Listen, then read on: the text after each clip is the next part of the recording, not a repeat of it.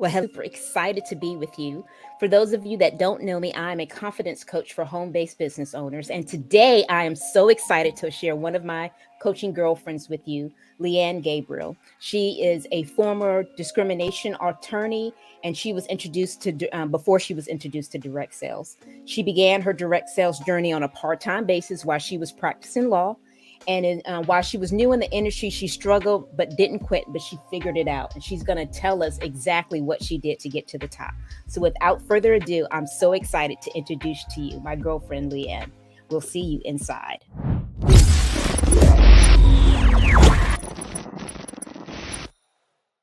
Hey, Leanne. Hey, how are you? I'm so excited to be here with you today. Yes, me too, girl. Super excited to have you. Before we get into how to rise to the top of direct sales, we want to know a little bit more about you, who you are, who you serve, and how you serve them. Oh, well, aren't you great? First of all, thank you for having me as a guest in your awesome broadcast here. I'm really excited to be here. Thank you. My name, as you said, is Leanne Gabriel. I am a lawyer by background, and I'm also a very proud mom of an awesome teenage boy, happily married, and a crazy fitness fanatic. That's kind of my little bio there. And 26 years ago, while I was looking down Sally Mae barrel, if you know what that means, I was looking at the debt my husband and I had for our education. I just was trying to figure out a way to go ahead and get out of it, and direct sales dropped into my life. And it's been a blessing, and my goal and mission is to empower as many people as possible to build a residual income. Awesome. So I wanted to know, because I know when I took the plunge of switching from being an engineer to direct sales, I got this question. Girl, you gonna leave your good job to do direct sales? So how do you answer that? Because I'm sure the inquiring minds really want to know that. Because I'm sure when I said you were an attorney, most people are just like, she had a good job. She had all that education, and she left that for direct sales. Something must be wrong with her, or something must be right about direct sales, right? So give us the 411. Okay, absolutely. Look, when it all comes down to it, I am a little conservative, I will warn you. So I didn't just walk off and leave my job as an attorney. I went to Johns Hopkins University, and then I went to law school. That's a lot of education and a lot of years. Yep. So, I wasn't just going to bail and see what happened. So I started part-time. That's the beauty of direct sales, that you can initially keep that job. Actually, you can always keep your job and have this as a way to diversify your income. Right. But you don't have to jump ship. So I started part-time and started knocking off that debt. And honestly, for me, everyone's different, but I didn't leave in my career until I didn't need to work at my career anymore. So I put myself in a position financially where I had a choice. And honestly, what's more fun, helping people or suing people? I'm just saying. Exactly. So what were some of the biggest challenges that you experienced and and how did you overcome them? Oh, that's a great question. The first challenge is always, I think, not just for me, but for anybody who's doing something new, is your self-talk and your self-doubt. Right. I've never been in sales. I've never been in marketing. I'm the farthest from that ever. And I was a discrimination attorney. That has nothing to do with anything we're talking about right now in terms of direct sales. So, I got in and I was really excited, but I didn't know what I was doing. And so the first few people I talked to, they didn't just say no, they actually shot me down. It was really rough. So I got shot down in flames, as they say. And then I talked to a few more people. It didn't get much better. And instead of stepping back and going, well, what could I say differently? Or, how can I rephrase this? Or what am I doing? I started going, well, maybe this isn't for me, which is just a knee-jerk common reaction. And it's based on fear and doubt. That's really all it comes down to. So fortunately, I did call up the person who introduced me to the industry and had a conversation. And he pushed me really hard to go to a training. He said, you need to get trained just like anything else. He goes, you didn't just wake up and decide to be a lawyer, right? I'm like, no, not exactly. He said, you need to be around other people, learn from other people, go to training events, really submerge yourself if this is something that you're serious about. Right. But you can submerge yourself without being full-time. And that was what made sense. So I started really not only listening to and attending trainings, but I started picking the brain of people who were doing well and making money. And I would tell them what I was doing and ask them what they would do differently. That was a big, big, big jump. Right. Can I tell you one more? Yeah, tell us. Okay. The other thing was something that was very new to me as well, which was reprogramming my brain to get rid of that negative self-talk and doubt. And I got very involved in personal development and leadership books. I'm old school. I like books. You can do audiobooks today or YouTube or anything else. But I started daily, every morning when I would get up and, take a shower and get ready and do my hair or makeup or whatever I was doing, I would be playing in the background something like John Maxwell, Jim Rohn, Tony Robbins. And it made all the difference in the world because I left to start my day with a mindset that was powerful and focused. And that was a huge difference. And when somebody said something negative, if they did, it didn't bother me half as much. Right. For sure. So I'm just curious. I know when you said you first started that sounded like you talked to people that were in your inner circle. That is who you talked to? Yes. Friends and family. So I'm curious, 26 years later, looking back on it, would you recommend that would be the way that you started again, or would you do something different? Well, it's a really good question too, but when it all comes down to it, everybody's different. So, I have people that I mentor in direct sales and their families are all in. Whatever one does, they all do. The brothers in, the sisters in, the uncles in, the dogs in, everybody's involved. Everybody's doing everything together.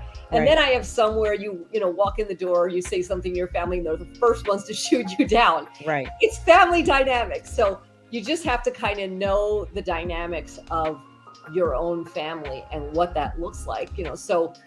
I do think talking to people who are total strangers is really difficult, and I don't recommend that. Mm-hmm. But you could pick family, you could pick friends, you could pick people that you're, involved with through your kids or through sports, or if you go to a gym. There's a million ways that you have people that are in your life that are connected to you and already like you and trust you, which is far better than trying to talk to someone who doesn't know you from anyone on the street. Right. So I'm curious, have you used social media at all to grow your business? That seems to be definitely a thing that we're doing now compared to what we used to do back in the day. Well, it's funny. This is going to date me. I'm just saying, I'm so old. Ask me, how old are you? I am so old that when I first started direct sales, there were no websites. How about that? Oh, wow. As a matter of fact, I remember when internet was starting, dial-up internet. Yes. Now, I'm ancient like a dinosaur. But, when time and technology changes, people need to also. Right. And yes, you need to use social media. You need to network with people on social media. It's such a brilliant way. And especially after the pandemic, it's not always possible for people to be in person like they used to. Things are getting better and better. But I think that there's an element of people used to being home now and using Zoom and Google Meets and other technology. You got to use that too. Right. You got to go with the flow, right? Yeah, got to go with the flow. And in 10 years, we'll be doing something else. Yeah, we will. We will. And we'll talk about, I remember when there was no websites. I remember when I had to get in my car and I couldn't be beamed over to somebody's meeting with somebody. Yeah, exactly.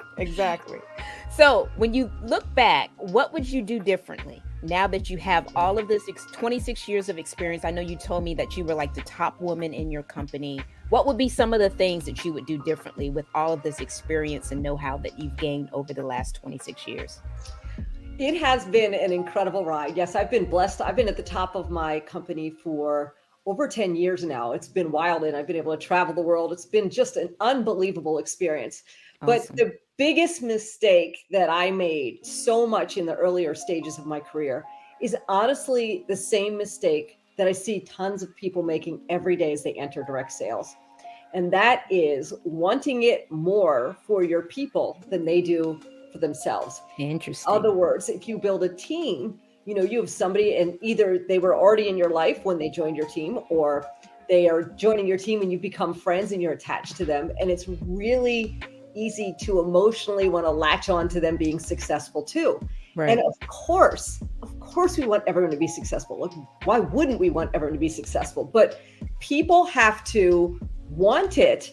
And if you want it more for them than they do, what happens is you're so attached to the one person. I just say you, as all of us in general in the industry, right? You get so attached to that one person that you really want to help succeed, that someone else just went right through your path that you missed, that would have died for the opportunity. And we call that spending time with the wrong people, Right. Spending too much time with the people you want it for, who aren't willing to learn, grow, sacrifice, and let a couple no's bounce off of you. A no won't kill you. Right. For sure. So how do you coach someone out of that then? Because I'm sure that's commonplace that you spend time with the wrong people. Yes. Tell us a little bit about that. Well, I always like to use the analogy of a health club, because I already confessed I'm kind of a fitness nerd. I really like working out and everything. And, every year, at least prior to the pandemic, we'd be at the gym, and January would come, and all these people, look, you're laughing already, right? No, because I used to work in the fitness industry too. So I know exactly what you're going to say, but go ahead. So in January, everyone joins the gym. They're like, this is it. I'm in. I'm joining the gym. And they spend their money, and they get their gym membership, and they go out and buy new little workout clothes, and they're like, already. Yeah, they're already. Some of them never even set foot in the gym after the day that they signed the membership. Yep. Some of them will come in for like a week. Yep. Some of them will come in once or twice. They're too sore, they bail. Some people will make it for a month. Yep. Some people, there's all that stuff that goes on. And then there are a few people who will, they don't have to be crazy and hire a personal trainer and do all that, but they'll be consistent. They're like, you know what? This is an area of my life I want to work at. Right. And they're going to keep on coming. Now, the question is, the gym owner, is he sitting in the back office like, oh, what was I thinking? I should never have opened this gym. I'm a total failure. Of course not. Exactly. Every year he sees that. Every single year. And does he want everyone to work out? Of course he wants people to love the gym and work out and all of that. But you can't take it on like it's your fault if somebody doesn't want to stick with it. Right. And you have to understand that you have the gym, so to speak. They can come back anytime. 6 months from now in the summer, they can decide, you know what, I really should have been going. I paid for this membership. I'm going to come back and work out. There's always the opportunity for them to participate. Right. But the gym owner's not going to drive to their house, call them, try and like bang down their door and go, you missed cycle today, So it's the same thing here. You want to support your people. You want to be there for your people, but you really can't get so emotional that you're trying to motivate somebody who's not committed. Right. And it's such an important lesson. You can spend so much time, and then it's discouraging if you're trying to drag somebody to success as opposed to running side by side. Yeah, totally agree. My saying is you can lead the horse to water, but you cannot make them drink. So hey, we always say, go find a thirsty horse. Yeah, exactly. The thirsty horse is not, you're not going to have to beg that person. They're going to want it because they want it, because they're thirsty. At the bottom line. Like no one has to call you. You want it. You're on it, right? Yes, exactly. But and sometimes I feel like it's a rare occasion. I guess it's kind of similar to the Pareto principle, that it's an 80-20 kind of thing. That 20% of the people that you have are going to probably do about 80% of the production or whatever your business is producing is. And then the other 80% will do the 20%. But similar to what you're saying, we have a tendency to want to kind of stick with the 80, trying to help them because we think they will be so awesome. We see more in them than they see in themselves. And as a result of that, they run for us. And the things I can remember that you call them and you're like, hey, I'm just calling as woman to woman or friend to friend to check on you to see how you're doing.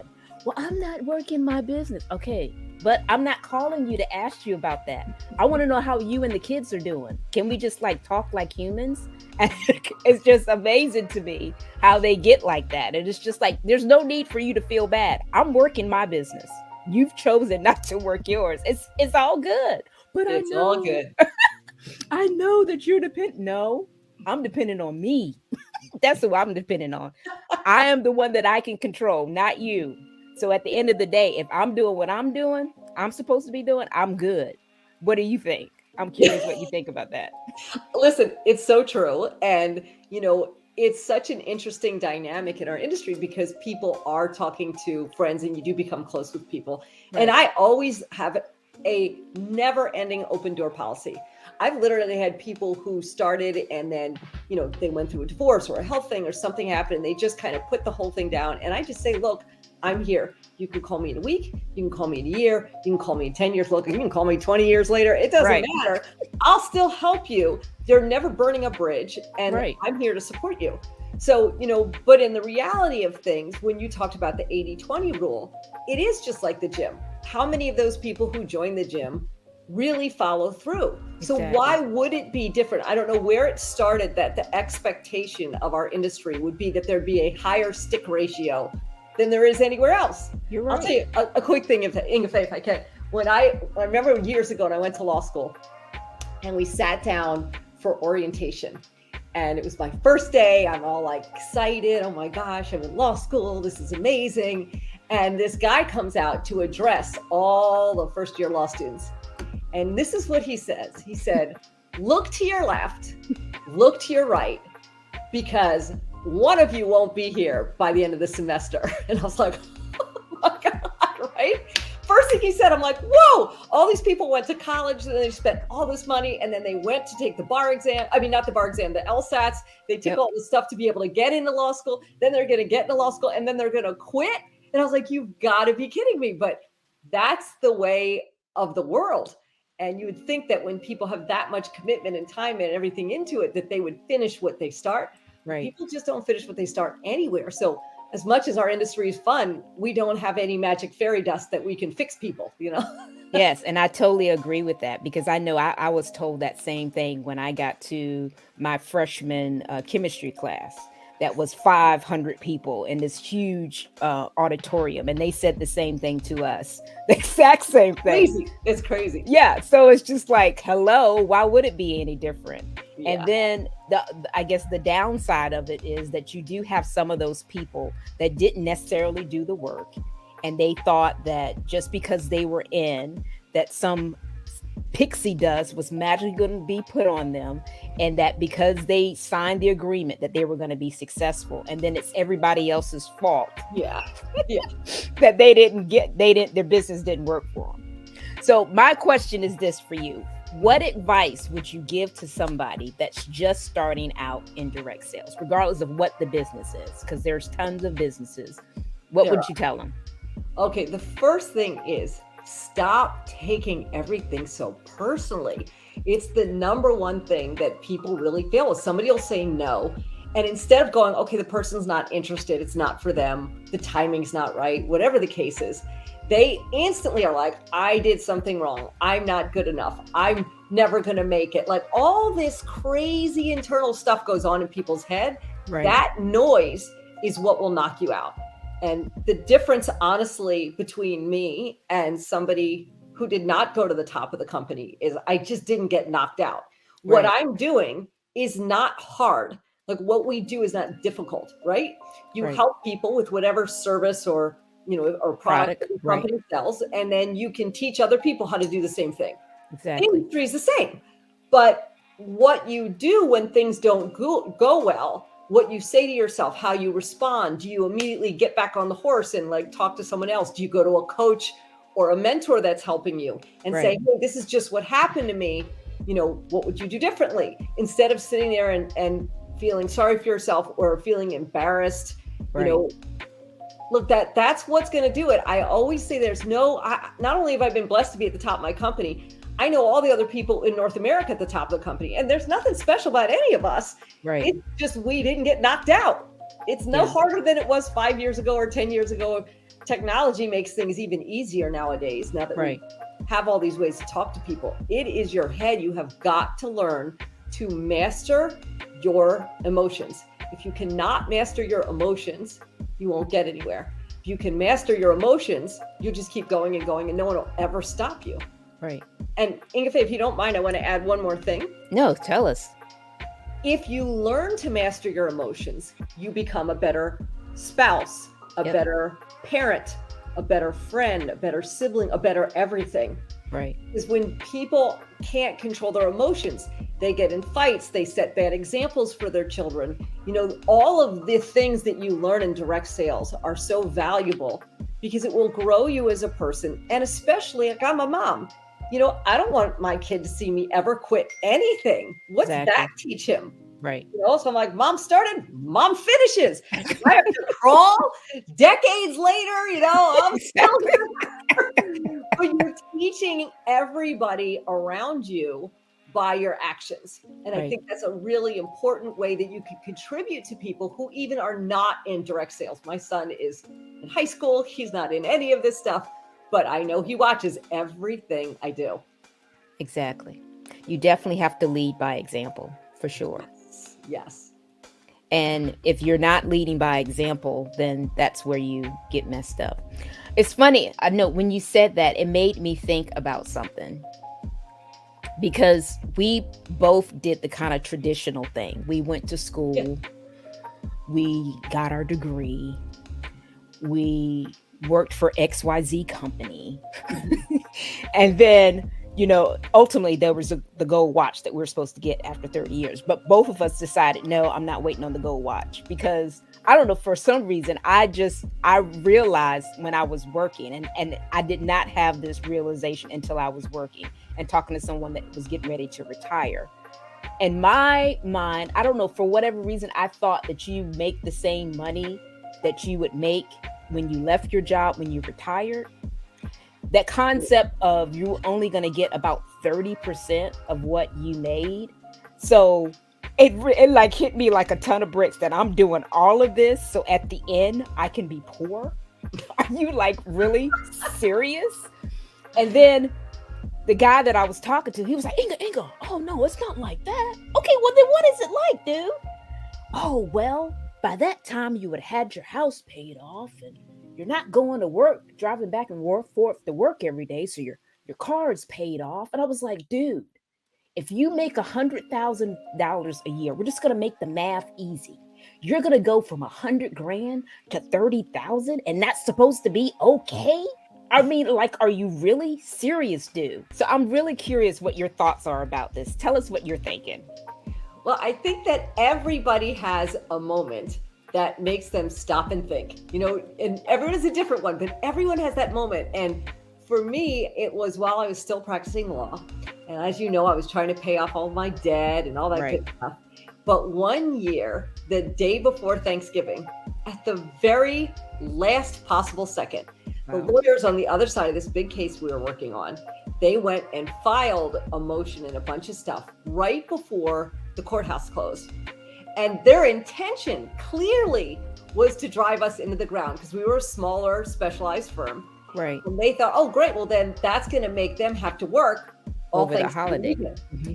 And so I had been looking forward to Thanksgiving and everything. And I was in the office. And I sat there in the office that day and I thought, wow, I'm looking around and so is everybody else here. I'm like, what is this? Like, does this mean I'm never going to have family time? Or, and I wasn't even a mom then. It just made me really think. And, one of the things that I'll tell you is when I was younger, I had lost my grandparents. They were in a car accident and stuff, and it was unexpected. So I kind of appreciate when you have family, and I don't take that for granted so much. Right. So I just thought to myself, wow, okay, I love law. I will continue to always love the intellectual piece of law, but I ain't living like this. No. And then all of a sudden my brain started going, well, what if I could actually build this to be big enough that I could get out instead of just paying off my debt? But I will say that, the statistics are the statistics. 97% of Americans make money by trading their time for money. Exactly. So if you want to make a lot of money, you ain't got no time. You want to get your time back, you ain't got no money. And at some point, when you want to stop giving up your time to somebody else or a company or whatever it is, then the income will pretty much stop. And I just was fascinated. I'm like, well, if you can make residual income, why not? I mean, that's how people in Hollywood become so wealthy, right? Movie stars. Like, I love J-Lo. I'm a huge J-Lo fan, right? But, she's got movies and music and so many different things in the theater, things rerunning. She's got stuff going on. I don't think if that woman ever got out of bed, she could stop making money. Right. And to have something like that is really powerful. So the way you can make money in our industry is so different, that you're not just making money based on yourself, and you're not making money based on the transaction that just took place in your professional career that day. And Right. that's what hooked me.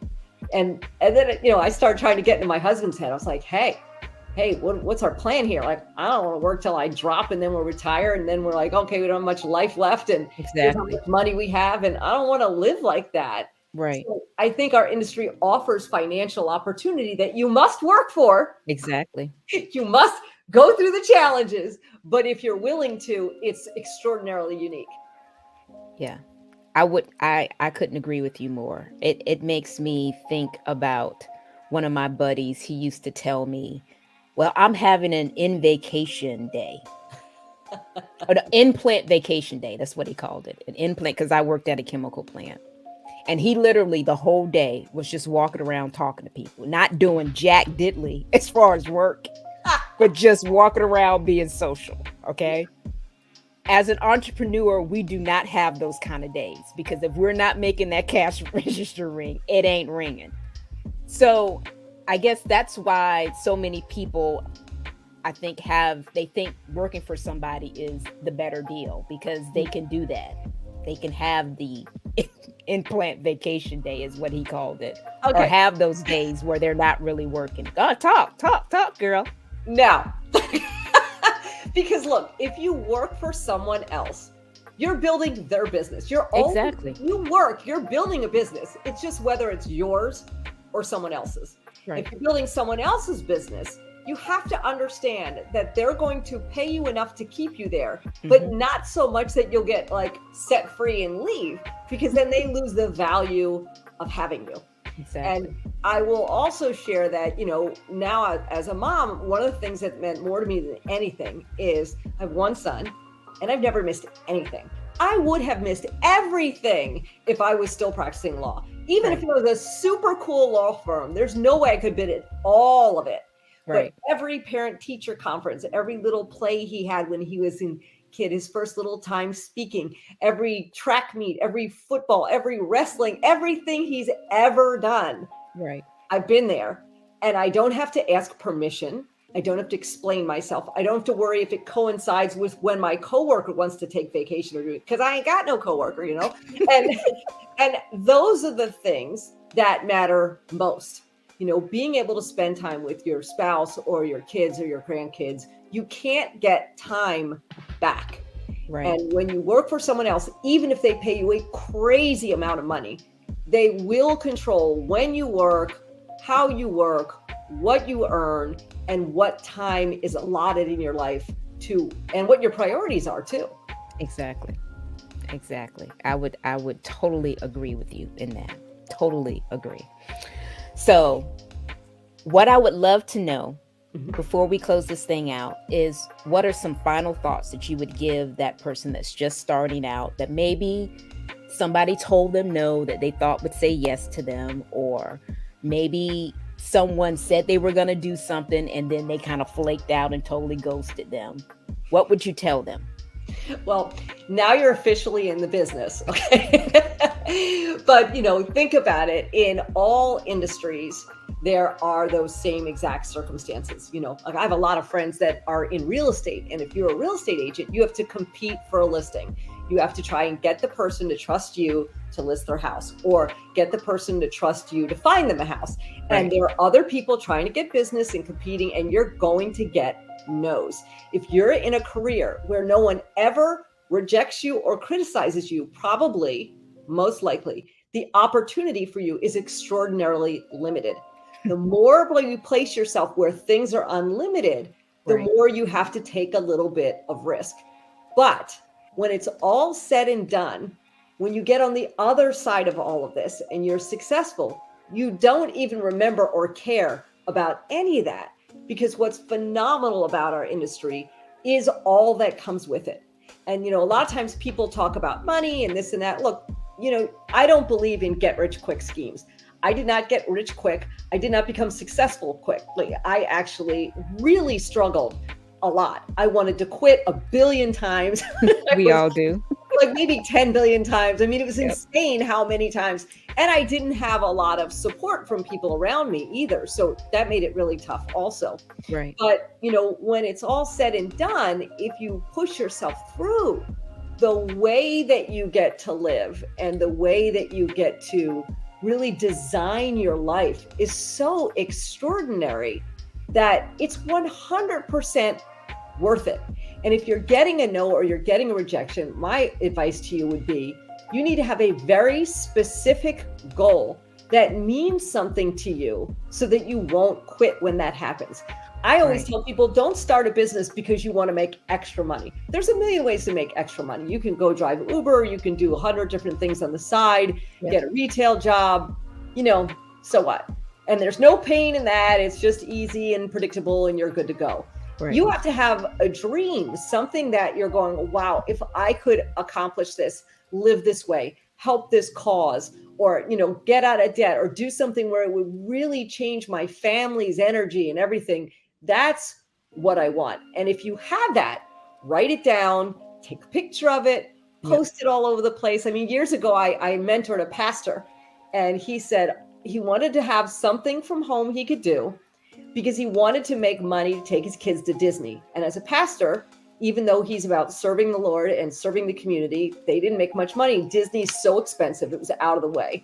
There's just no way. So we did this fun thing. We made all these pictures of Mickey Mouse and all this stuff. We posted it all over the place. And he took pictures of his kids and he put it next to it. And that's all he wanted to do. And I will never forget when he called me from Orlando. I was like, wow. It was one of the most awesome moments of my life. Sure. He's like, oh my gosh, I'm in Disney. Thank you so much. I'm in Disney with my kids. This is incredible. But if he didn't have that there, it'd be easy to go, I'm busy. This isn't working for me. This is harder than I thought. But he didn't give up because he kept it right in front of his heart and his face and his eyes and everything. Right. That's so awesome. That's so awesome. Yeah, we got to keep it in front of us for sure. Yeah. For sure. Now, I know you were talking about a giveaway that you were going to do. Yes. So give us some insight on that so they can get the goods. Okay. So I did something out of the box, right? Because you always got to get out of your comfort zone in order to be growing and learning. And a lot of people have asked me about my journey and, going to the top of my company and all that good stuff. So how do you become a senior vice president? How do you do all that? So I met up with some people who do these incredible books. They are women's collaboration books, and they asked me to be one of the authors. So there are these chapters and everybody writes a chapter. So here's the book. It's called There She Glows, Volume 3.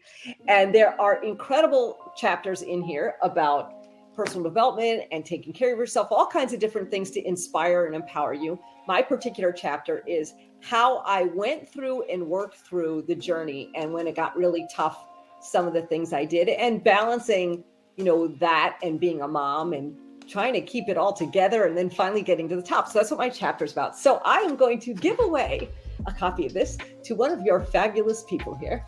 And Inga, I've seen you've been nice enough to post. If you go to my Instagram, which is at Leanne SVP, please just go ahead and follow and then write a comment. You can pick any picture you want, but write a comment about why you love direct sales. And then I'll do a random winner and I will contact you through DM to let you know that you are the winner. And then I'll ship the book out to you. If anybody posts and says something like you're the winner, no. I will personally DM you. So it's from me and it's the legit thing and you won. But just again, go to at Leanne SVP on Instagram, follow, and then go ahead and write one little comment about why you write direct sales. Awesome. So you guys got to go out there and do that so you can make sure that you're able to get that book. So, you can't win if you don't enter. And if you don't enter, you can't win. So, hey, there you go. So make sure that you go. Is there a particular post in particular that you want them to go to, or they just... They can pick anything and they just got to go ahead and write something about direct sales and why they love it. And I will tell you, when I was learning, I still do if I can get a hold of it. I try to get a hold of books from people in all kinds of different companies who are in direct sales, people who had hit the top. And Right. I was always reading their books, like, okay, what do they do? What are their techniques? Or, whether it was a technique on team building, or a technique on tracking their business, or a technique on keeping their sanity when people said no to them. You can Exactly. always get value. And I have, you can't see, a huge shelf over there full of books for people from all these different companies that I have read over the years. So I figured maybe if somebody really loves direct sales, that some of the things I've done over 26 years hopefully will help and empower them. Oh, And yeah. if you just want to, send me a message too on Instagram, I have a huge Facebook page too, but it's easier to get a message through to me on Instagram if you have any comments, or I can tell you anything to help you. Awesome.